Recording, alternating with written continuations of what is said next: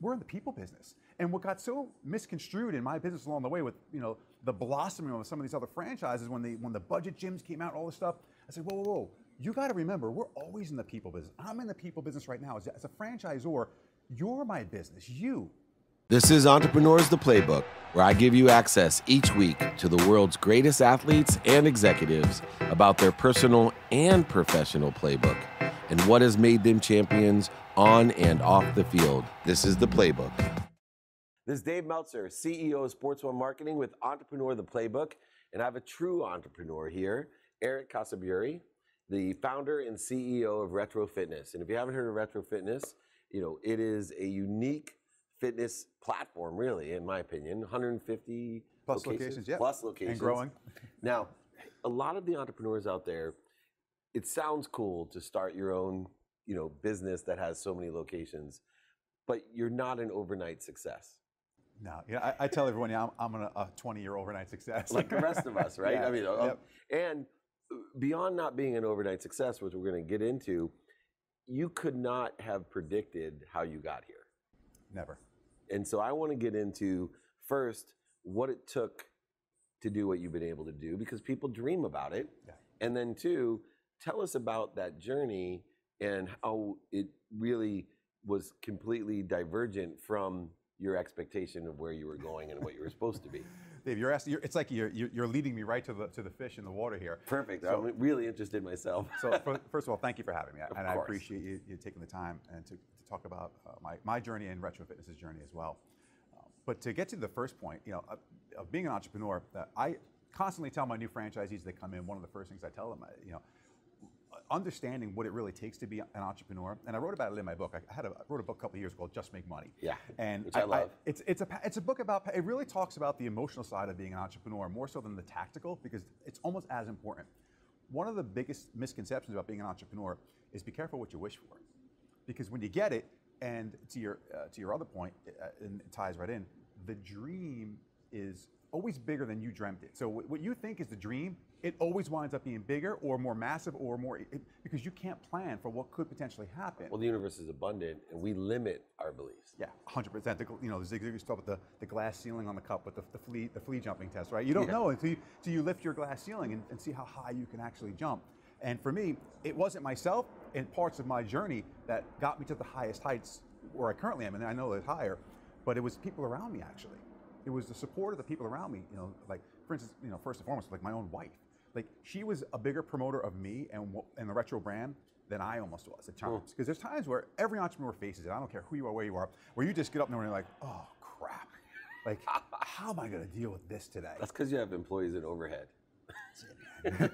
Yeah, I don't sell vending machines, right? We actually have to deal with real people. Right. And those are the mornings that it's really nice to sometimes have just a little extra in the tank. And that little extra sometimes is just another person in your life, or it could be a cohort, an employee, a vendor, a partner. It could be anyone. You never know where you're going to get that resourceful, useful energy that you're going to need, that passion to help continue to fuel your own fire. It's interesting because I used to live my life that way, and I ended up losing everything.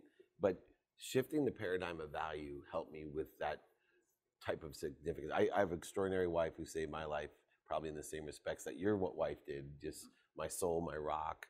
I always say it's not behind every great man is a great woman. It's in front of every great man is a woman pulling your ass along. 100%. Right? And so,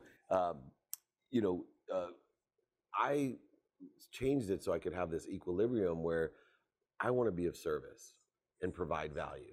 And so when I found purpose of providing value with my passion of what my business was, all that was left was what I learned and read about in your book, was the emotional side of making money. That's right? it. People buy on emotion, they connect on emotion, 100%. and you need the energy emotion to get profitable. Absolutely. I mean, when we explain, and I just spoke yesterday, we had a discovery day for Retro Fitness, and new candidates come in, they want to learn about the brand, the business, and where we're going, and they expect me to talk about this great thing about the colors, and why was it red and yellow, and tell me that story again about Ray Kroc's book you read, that's not even in print anymore, that was written by Louis Cheskin. It's called The Color for Profit, by the way. Try and find it without Amazon like I did 11 years ago. Good luck, but I found it, resourceful.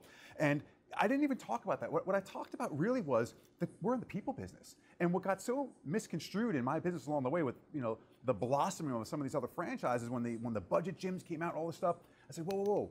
You got to remember, we're always in the people business. I'm in the people business right now. As a franchisor, you're my business. You, not the bricks and sticks of your gym. You, how successful you are and how you think, the mindset of you as my entrepreneur and treating my end customer, who's our member. Yeah. And that's the people business as well. Because it's not just about price, because the churn rate in that industry is so high, but ours it's not. Because why? Because we make connections. And that truly is so important. And that's where the real value is when you look at, and why I love this business so much, health and wellness, because you can make a real connection. Like when you hear someone that just told me they lost a bunch of weight and their life is completely changed and they're different, or their doctor said, hey, by the way, you can come off that type 2 diabetes medicine now because you lost 30 pounds. Oh, and your blood sugar has a great tolerance. All of this stuff is so rewarding. The dollars and cents always come when you're finding the real value. And the real value, as you said, it should start before you plan, but you always plan to be in it to make money and when you're just getting started, because that's just the only thing you really know. But then when you realize about adding value and how important adding value to others is and people's businesses, that's what I do for a living. I have to add value to your business. I don't just have to take your royalty. I have to add value. If I don't add value, there's no use for me or my company. Yeah, and what you do is so important. It wasn't my life, right? I reached a point in my life where I lost my priority. So I had my family first, my business second, and then my health. Ooh. Right? And that sounded right as I got into my 40s. And pretty soon, 47 pounds overweight, right?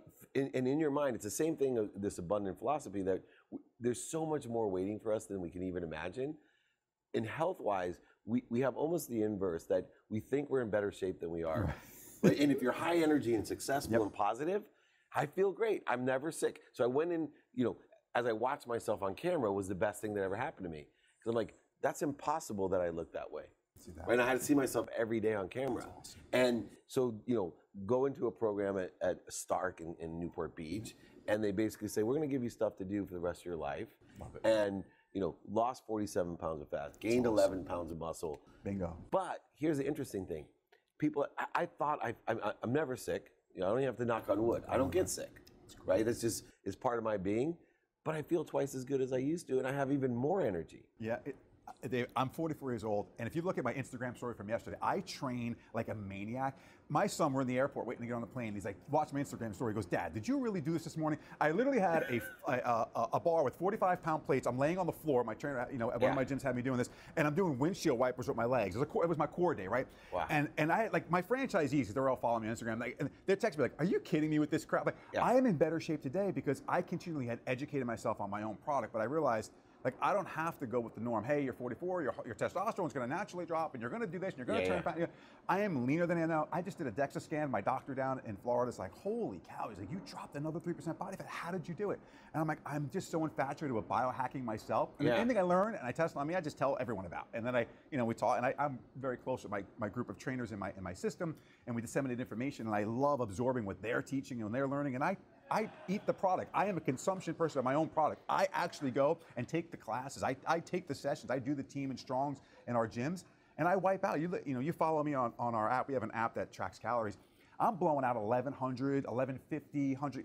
I'm crushing calories in my workouts. Yeah. But you have to. Like, there's no reason not to. And how does, a lot of gyms don't deal with this, but you guys are retro fitness. It's more than just working out. Mm-hmm. Nutrition, as you get over 40 is even more important than the workouts. Critical. I'm a guy that has an operation that has hundreds of gyms, right? I'm going to tell you that nutrition is one of the most, if not the most important component, because it's the other 23 hours, because you're only with us for an hour, hopefully 5 or 6 days a week if we're really lucky. 3 days a week would be wonderful. But what are you doing all that other time? Like, you got rest, consumption of water is so undervalued, and proper nutrition, understanding your macronutrients and what works best for you. And that is truly the key component to success, because without the proper energy, it's really difficult to even want to go to the gym and motivation to do anything, let alone work out. There's a lot of culture involved with franchising. Yeah. To scale a business and be successful at so many different times, how do you instill the values into your franchisors, right? So how do you take this passion, this purpose, this profitability, and scale it? What values do you teach, or how do you do that? So I've been asked to bottle it, and I unfortunately have not figured out how to put it in. If you do, can you call me Yeah, first? I will. I invested in an esport team, which I always say is my best investment in 2018, because it's worth like more than $100 million now. That's awesome. I'm like, but if you can bottle what you have, call me first. I will fully fund it. Don't give anyone else the option. You figure that out, Deal. And I'll be the first customer as well. So for now, instead of bottling, I run it from a tap. So what do we do? And I learned this long ago when I used to do the Tony Robbins stuff, and I used to, when God rest his soul, Zig Ziglar, used to go and see him. And motivation is kind of like brushing your teeth. You can't just do it once and it lasts. It's something that you've got to really have a pattern for. And I find that when I teach and educate people that are in our circle of influence, my franchisees included, teaching them the patterns that I use for success and that most entrepreneurs use for success. And some of these patterns came from things I've done wrong and learned the hard way. Of course, understanding that when you wake up and how you start your day is critically important. Things like the old school methodology. Hey, make your bed as soon as you get out of it, because you've already got one success under your belt if you've done just that. If you've exercised, holy crap, you've got a huge success under your belt. So all of these morning journey things that we do, and I journal every night, and then I start my day looking at my journal for the next morning. All of these habits that I have create success. So it's all about the habits. So I try to share with my fellow entrepreneurs, my franchisees, habits. So what I become after you become a franchisee is nothing more than a consulting coach for you. Like, you can lean on me whenever you want. And there's franchisees that text and call me all the time, and there's some I don't see until convention. Yeah. But I encourage all of them from the beginning. I'm very accessible, especially through social media. The best way to get me is honestly like Instagram, right? I mean, because my email box is bombarded, hundreds of emails, solicitations all day long. But the smarter people go to my social, DM it's you. not. Yeah, they DM me, because that's something I'm hitting all day long. I'm in and out of it. I'm glancing at it a couple of times a day, and certainly in the morning, and certainly at night after I'm done with my rituals, right? But I try to teach that the passion and the fire is the most important thing. And there's the days that you just don't have it. You have to fake it till you make it. So the days you don't have it, you have to act like you do. So there's days you may not want it, you don't feel good, you got to still go and you have to do the plan. And if you planned it the week before for the following week, or the night of for the next day, you just follow the fucking plan. There's no reason to deviate because you don't feel good, or you don't think it's the right day, or the sun's not shining, or it rained and your flight's like, whatever it is, you follow your plan. Yeah. And when you have the reason why, go back to the reason why. Your why gives you your how. So I say, why did you come here? We'll get you there. We'll give you the how to do it. But you tell me your why. If your why is strong enough, then my how will work. Absolutely. It's interesting, you said at the beginning of your day, I always tell people, you lose an hour in the morning, you're going to spend the rest of the day chasing it.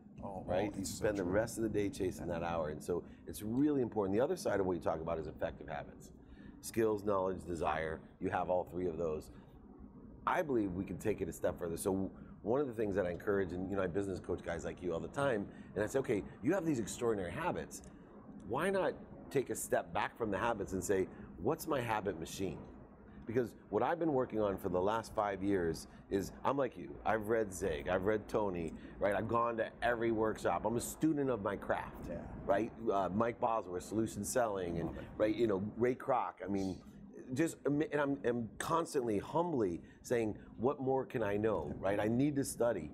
But what I started learning was, okay, I've now developed great habits, but what if I could take a step back and say, what is it that develops the habit? Meaning, what if I could create the habit of being able to create any habit I want? So I've been working on habit incubator. Yeah, I got your title. I call it the habit machine. I call it a habit machine. So I literally, because of the better I can refine my habit machine, now you can say, Dave, you need to change your diet, and I instantly put it through my habit machine, and I institute and execute on what I'm supposed to be doing. Because, and what I've come up with so far, and I would like your insight onto it, because you have such a similar experience and such a wide, very vast knowledge of it, is I believe that habits are formed, number one, which is anti-theoretical. It's a contradicting what I truly believe, lowering the bar.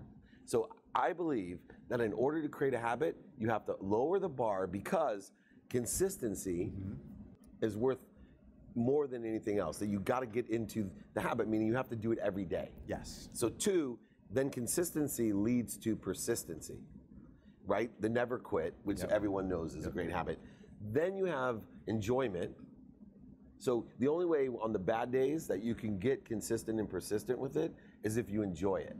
Even when stuff is bad, I love my wife more than anything in the world. That doesn't mean I like her all the time. Great point. But because I love her, I enjoy her, it makes, when she pisses me off, fine. Manageable and tolerable. So I have consistent, persistent, enjoying the pursuit in the habit machine. You got to be pursuing something, the why of my potential, which is the truth. So if I know my potential, I know the why, I love it and enjoy it, I'm persistent and never quitting and consistent about it, well, how do I get there? To me, the one factor that was completely counterintuitive is the word the genius couldn't think of. Counterintuitive was not raise the bar and raise my expectations and make things harder on me. But if I was going to start working out, I'm going to put my tennis shoes on for the first day, and that's it. All right. And what happened was when I lowered the bar, I said, this is stupid. I'm going to put all my gym clothes on. And I'm like, this is even dumber. I'm going to go drive to the gym and I'm going to turn around. I kept the look. Then I'm like, you know what? I'm just going to go in and do 15 minutes on the elliptical. I ended up my first day 30 minutes. See that? Right? And then I wanted to go back the next day because I knew that it was going to be the consistency. 2 minutes of meditation a day I started with. I was told 2 minutes of meditation a day. All I want you to do, Dave, is sit up straight spine, breathe deep through your nose, out through your mouth, right? Just do that for me for 2 minutes a day. It's worth more than an hour on a Saturday. It's so fun. I think any hot-wired person, by the way, starts meditation the same way, because I had to start exactly, because I'm like, I can't stop and meditate. I can't breathe. What are you crazy? I'm a passionate, excitable guy. Sit at home and do nothing. Right? I meditate literally twice. I meditate now on planes. I meditate in the sauna. I meditate on a bed of nails. Headspace is a good one too. Headspace is all. I got the app. I'm running it right now. I got codes for anyone that wants. They're awesome. Yeah. And that's how I started with an app. It was recommended, and I was like, yeah, let me try and do some guided. And I love it. It has really helped me in my speaking and being in my thinking, in my planning. That is a true overlooked overall wellness beneficiary is meditation. That's awesome. Last question. You could give any gift. I love you are like the epitome of entrepreneur, and that's why you're so successful. And it's awesome. But you could give any gift to humanity. What would it be? A greater understanding of their why. I think for myself, and many of I've spoken to along the journey, have found that I say, and there's lots of things, whether you're religious, not religious, whatever it is, I say you find your why, you find religion for two reasons. Either you hit the rock bottom or you hit the top. Like, those are the two places why you start to think about that. Yeah, and when you have, which is great, as have I, and when you hit both, you really recognize that your why, and so many get lost in someone else's why for you. Like, what is your why based on someone else who you're supposed to be? When you really think about it, it was a huge challenge for me. So I know it's a huge challenge for most, because I thought I knew what my why was. Hey, making people more healthier and better. Well, yeah, but why? And then you keep asking the question why, and you continually ask it, and then you actually get to the answer. But you have to really be in a place of understanding and honesty with yourself. And when you can get to that place as an entrepreneur, as a human being, as a family man, as a husband, wife, son, daughter, whatever it is, sibling, it rounds your world in such a way that nothing else can. No success could do it better than that, in my assessment and my experience. Bonus question, what's your why? My why has really it's evolved. So my why has always been, I wanted it for just to be a witness for my kids to see, and a lot of people say, oh, I want to do it for my kids. No, not my success, but what I do. In fact, my son and I had a conversation just last night. We flew in together. It was great. We're going to the Eagles game tomorrow. We're all excited. And this is like a son-dad kind of thing. We do it, and I love it. My wife says, I'm really excited you guys could do that together. Go. Don't worry about it. I got everything. I got 4 kids, so I'm like, Me too. It's like, holy crap. And we're sitting at the table, and we're talking about one of his friends that literally just got expelled because they do the DNA test. They do the DNA hair test, and for drugs, and he's on the basketball team, an athlete. And I look at him like, well, what do you think about that? And his response to me it resonated so, and I was so happy. It just made me thank God. I'm like, wow, it's working. He understands that it's what you see and what you see daily. I said, I can tell you all day long, don't do drugs, but I go outside and smoke a cigarette, have a beer, do this, and smoke pot. I'm like, it's not going to resonate. You are looking at me as a leader, as a true leader. And what do true leaders do? They lead by example. And lead by example, that cliche is really important to understand. You have to get out there and do shit, and it's hard. Like, listen, would I like to have a couple of glasses of wine and do shit? Yeah, but I'm an icon in the fitness industry. I don't get that. I don't get that luxury. I don't want it, because what's more important to me is for people to see me as a truist to what I really, really preach, and I am. So my kids witnessing that, and I said, wow, that really works. But how many others? I get direct messages on my Instagram and my Facebook all the time. Holy crap, that workout is awesome. We're so inspired. I can't believe you do this. You really walk your talk.